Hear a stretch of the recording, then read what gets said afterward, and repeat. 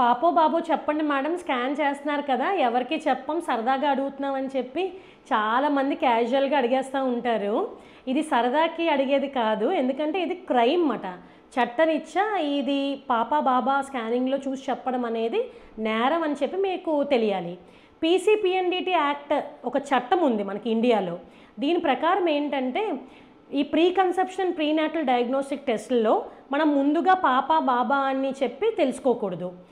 మీకు స్కాన్ సెంటర్కి వెళ్ళినట్టుంటే మీకు రిసెప్షన్ వెయిటింగ్ ఏరియాలో కానీ ఇలా స్కాన్ రూమ్లో కానీ ఇలా పెద్ద బోర్డు కనిపిస్తూ ఉంటుంది కదా.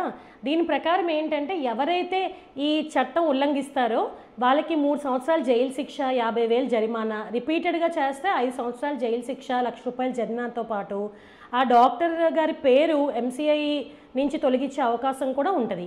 ఈ చట్టం మేమెంత స్ట్రిక్ట్గా ఫాలో అవుతామో మీకు కూడా దీని పట్ల అవగాహన అవసరం. ఎందుకంటే ఇలా మీరు సెక్స్ డిటర్మినేషన్ చేయమని అడిగినా ప్రోత్సహించినా కూడా మీకు శిక్ష పడుతుంది అన్నమాట. సో దయచేసి మీరు స్కాన్ చేస్తున్నప్పుడు పాప బాబా అనేది మీ డాక్టర్ గారిని అడగొద్దు, ఎందుకంటే అది క్రైమ్ అని గుర్తుపెట్టుకోండి. మీకు స్కాన్ చేసినప్పుడు యాంటీనాటల్ స్కాన్ మేము ఆధార్ కార్డ్ తీసుకుంటాం కదా. సో ఏంటంటే మేము మీరు లా స్ట్రిక్ట్గా ఫాలో అవుతాం అండ్ ప్రతి యాంటీనాటల్ స్కాన్ మేము ఈ పీసీపీఎన్డీటీ పోర్టల్లో అప్లోడ్ చేస్తూ ఉంటాం అన్నమాట. సో దయచేసి అడగద్దు.